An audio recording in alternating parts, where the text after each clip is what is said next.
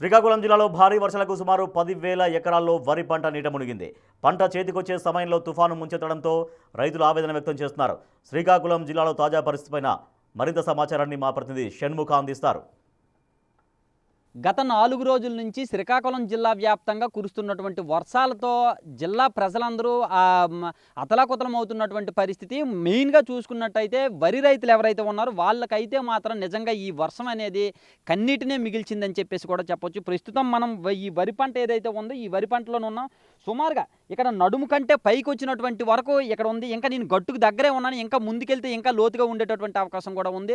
ముందుకు వెళ్ళేటటువంటి సాహసం కూడా చేయలేనటువంటి పరిస్థితి. అయితే ఇక్కడ చూసుకున్నట్టయితే మొత్తం జిల్లా వ్యాప్తంగా కూడా సుమారుగా 5,000 నుంచి 6,000 ఎకరాలు, అది కూడా నూతనంగా ఏర్పడినటువంటి జిల్లాలోని మాత్రమే ఇలాంటి పరిస్థితి ఉంది. అదే ఉమ్మడి జిల్లా వ్యాప్తంగా చూసుకుంటే సుమారు 10,000 ఎకరాల వరకు తడిసిపోయినటువంటి పరిస్థితి. ఇవన్నీ కూడా అధికారిక లెక్కలు చెప్తున్నటువంటి లెక్కలే. ఇంకా అంతకు మించి కూడా ఎక్కువగా ఉండేటటువంటి అవకాశం కూడా ఉంది.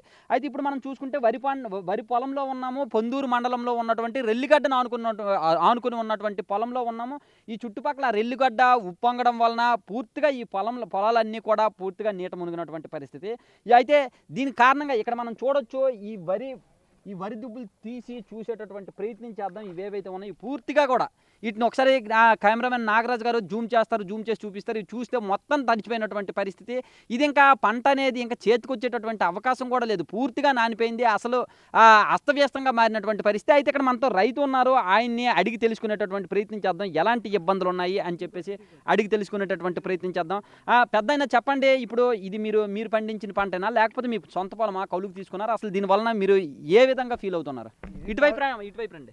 ఇది కౌలు తీసుకున్నాం సార్. ఇది కౌలు తీసుకుని ఇది కదా పంట యాకము బేవర్సం వాటర్ అయిపోయింది. మరి దీన్ని దేనికి పనికిరాదు. ఇది అసలు ఈ 3 ఎకరాలు కౌలుకి మేము తీసుకుంది. ఇది ఏం పనికిరాదు. 3 ఎకరాలు తీసుకున్నాం. 3 ఎకరాలు తీసుకోను ఈ కౌలుకి తీసుకుని ఇది దేనికి పనికిరాదు. ఇక్కడ మాకు కాపాడడానికి ఇక్కడ ప్రభుత్వమే కాపాడాలి కానీ మేము ఎటు చేయలేము. మరి అది మరి ఏడు చేస్తాము. అయితే చుట్టుపక్కల ఇంకెంత పంట నాశనం అయింది? ఇంచుమించు 10-15 బోల్డ్ ఉందా సార్. ఇది అంతా పొలం వల్ల యాక ముంపుడేంటి సార్. మొత్తం ముంపుడే. అవును, ఇప్పుడు ఇంతవరకు వచ్చింది కదా, మరి ఇంతవరకు వచ్చిన వాటర్ని మీరు ఇది చేయలేరు.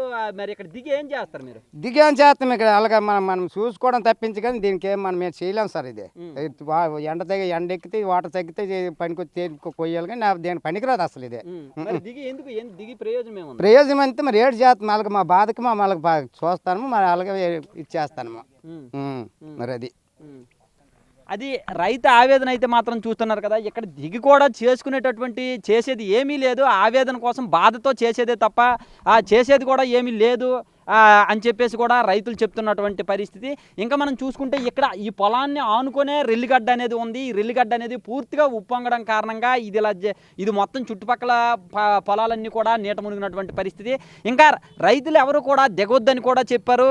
ఎందుకంటే ఇక్కడ ఈ రెల్లిగడ్డ ఏదైతే ఉందో రెల్లిగడ్డ నుంచి కొండ చిలువలు కావచ్చు, మొసళ్ళు కావచ్చు, ఇవన్నీ ఇందులోకి వస్తాయి కాబట్టి దిగొద్దు అని చెప్పేటటువంటి ప్రయత్నం కూడా రైతులు చేశారు. కానీ ఇక్కడ పరిస్థితి ఎలా ఉంది అనేది వివరించడం కోసం దిగినటువంటి పరిస్థితి.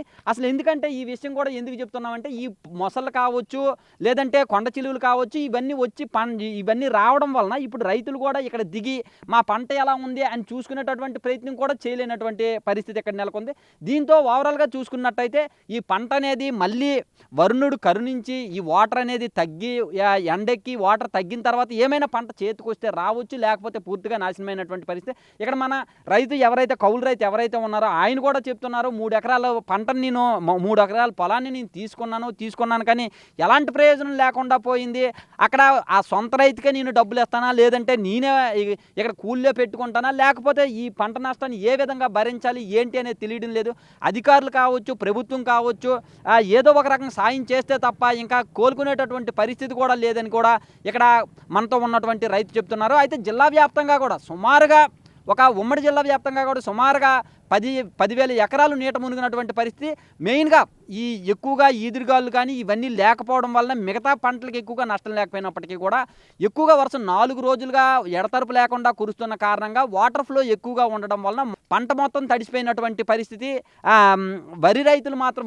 జొన్న రైతులు ఎక్కువగా ఇబ్బంది పడ్డారు. మెయిన్గా వరి రైతులే ఎక్కువగా ఇబ్బంది పడ్డారని కూడా అధికారులే స్పష్టంగా చెప్తున్నటువంటి పరిస్థితి. కెమెరామెన్ నాగరాజుతో షణ్ముఖ్, బిగ్ టీవీ, శ్రీకాకుళం నుంచి.